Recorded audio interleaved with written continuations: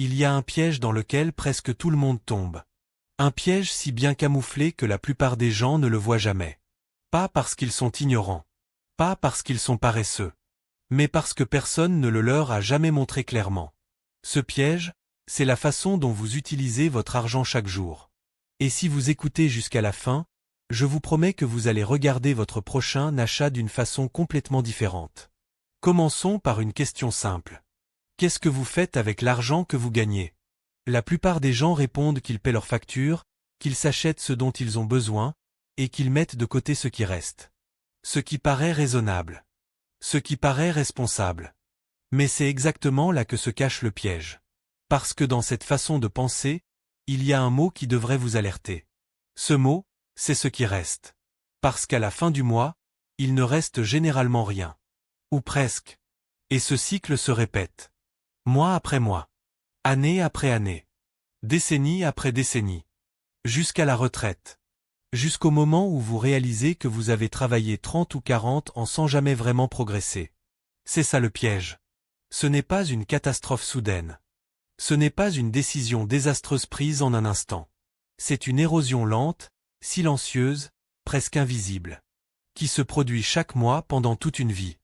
Alors comment fonctionne vraiment ce piège? Imaginez un seau percé. Vous versez de l'eau dedans tous les jours. Mais le seau fuit par le bas, par des petits trous invisibles que vous n'avez jamais pris le temps de boucher. Au bout de 20 ans, vous avez versé des quantités considérables d'eau dans ce seau. Mais il est toujours vide. Ou presque. Ces trous dans votre seau financier ont des noms précis. Le premier trou s'appelle le crédit à la consommation. Chaque mensualité que vous payez pour une voiture, pour un téléphone, pour des vacances financées à crédit, c'est de l'argent qui part travailler pour quelqu'un d'autre. Pas pour vous. Pour la banque. Pour l'organisme de crédit. Vous travaillez pour rembourser des objets qui perdent de la valeur pendant que vous les payez encore. Le deuxième trou s'appelle l'inflation du style de vie. C'est le phénomène par lequel dès que vous gagnez plus, vous dépensez plus. Vous obtenez une augmentation de 200 €. Vous prenez un appartement un peu plus grand. Vous changez de voiture. Vous partez en vacances un peu plus loin. Résultat, malgré l'augmentation, il reste toujours autant à la fin du mois. C'est-à-dire rien. Le troisième trou s'appelle l'argent dormant. C'est l'argent que vous laissez sur un compte courant pendant des années parce que vous ne savez pas quoi en faire, ou parce que vous avez peur de le perdre. Pendant ce temps, l'inflation grignote silencieusement son pouvoir d'achat. 100 € laissés immobiles pendant 10 ans ne valent plus 100 € en termes réels. Ils en valent peut-être 80. Vous avez perdu 20 € sans faire la moindre erreur visible. Et le quatrième trou, le plus insidieux de tous, s'appelle les petites dépenses invisibles. Ce café quotidien à 3,50 €. Cet abonnement de streaming que vous avez oublié d'annuler. Cette application que vous n'utilisez plus. Ce repas commandé parce que vous n'aviez pas envie de cuisiner. Individuellement, chacune de ces dépenses est ridicule. Insignifiante. Mais multipliée par 30 jours, par 12 mois, par 20 ans, elle représente des dizaines de milliers d'euros partis en fumée. Maintenant, voici ce que les personnes qui échappent à ce piège font différemment. Elles ne se demandent pas ce qui reste après leurs dépenses. Elles décident d'abord combien elles vont mettre de côté, et elles vivent avec ce qui reste. C'est ce qu'on appelle se payer en premier. Et c'est l'un des principes les plus simples et les plus puissants de toute la finance personnelle. Concrètement, dès que l'argent arrive sur votre compte, une partie part automatiquement vers un compte d'épargne ou d'investissement. Avant que vous ayez le temps de le dépenser. Avant que la tentation ne se présente. Avant que les occasions ne surgissent. Vous vivez avec ce qui reste, et vous vous habituez. Parce que les humains s'adaptent toujours à leur niveau de ressources disponibles. Mais se payer en premier n'est que la première étape. La deuxième étape est de comprendre la différence entre un actif et un passif. Un actif, c'est quelque chose qui met de l'argent dans votre poche même quand vous ne travaillez pas. Une action qui verse des dividendes. Un appartement en location. Un projet numérique qui génère des revenus passifs. Une formation qui augmente durablement votre capacité à gagner de l'argent. Un passif, c'est quelque chose qui prend de l'argent dans votre poche. Une voiture à crédit. Un smartphone payé en 24 fois. Des objets achetés pour impressionner des gens que vous n'aimez même pas vraiment. Le piège financier que j'évoque depuis le début, c'est de passer sa vie à acheter des passifs en croyant acheter des actifs. Ou pire, en ne faisant pas du tout la distinction entre les deux. La voiture que vous achetez ne vous rend pas riche. Elle vous coûte de l'assurance, de l'entretien, de l'essence, et des mensualités. La montre que vous portez ne produit rien. Le grand appartement dans lequel vous vivez, si vous ne le possédez pas et si vous le louez, ne vous appartient pas. Il appartient à quelqu'un d'autre qui, lui, possède un actif. Ça ne veut pas dire qu'il faut vivre dans la privation totale. Ça ne veut pas dire qu'il ne faut jamais se faire plaisir. Ça veut dire faire des choix conscients. Savoir ce qu'on achète. Savoir pourquoi on l'achète. Et savoir ce que ça coûte vraiment sur le long terme.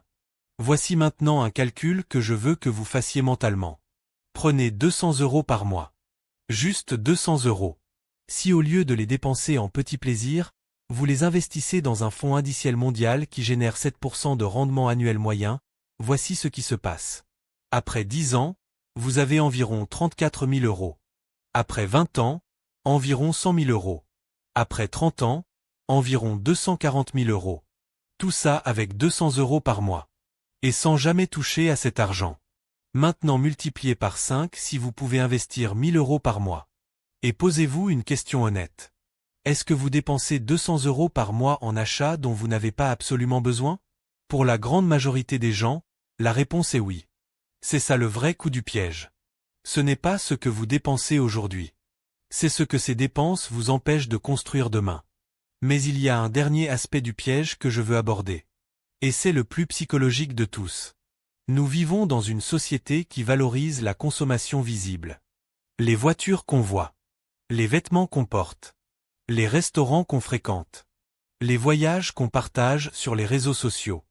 Et nous sommes constamment bombardés de messages qui nous disent que notre valeur en tant que personne est liée à ce que nous possédons et à ce que nous montrons. C'est un mensonge. Un mensonge extrêmement rentable pour ceux qui vous vendent ces choses. Mais un mensonge qui vous coûte une fortune sur le long terme. Les personnes vraiment riches, pas celles qui font semblant de l'être, vivent souvent de façon étonnamment sobre. Elles conduisent des voitures ordinaires. Elles ne portent pas nécessairement des marques de luxe. Elles évitent les dépenses ostentatoires. Parce qu'elles ont compris quelque chose d'essentiel. La vraie richesse, celle qui donne la liberté, est invisible. Elle est dans les comptes. Dans les investissements. Dans les actifs. Pas dans les objets qu'on exhibe. Alors si vous deviez retenir une seule chose de cette vidéo, ce serait celle-ci. Le plus grand piège financier de votre vie n'est pas une arnaque. Ce n'est pas un investissement raté. Ce n'est pas un cambriolage. C'est le silence tranquille de vos habitudes quotidiennes. C'est la somme de 1000 petites décisions qui semblaient anodines sur le moment. Et qui, additionnées sur 30 ans, ont fait la différence entre la liberté et la dépendance. La bonne nouvelle, c'est que vous pouvez commencer à boucher ces trous aujourd'hui. Pas demain. Pas après avoir remboursé votre crédit. Pas quand vous aurez un meilleur salaire. Aujourd'hui. Parce que le temps perdu ne se récupère jamais. Mais le temps qu'il vous reste peut encore tout changer. Abonnez-vous à cette chaîne si vous voulez continuer à comprendre comment l'argent fonctionne vraiment. Et dites-moi dans les commentaires quel est le trou dans votre seau financier que vous avez identifié en regardant cette vidéo. Parce que nommer le problème, c'est déjà commencer à le résoudre.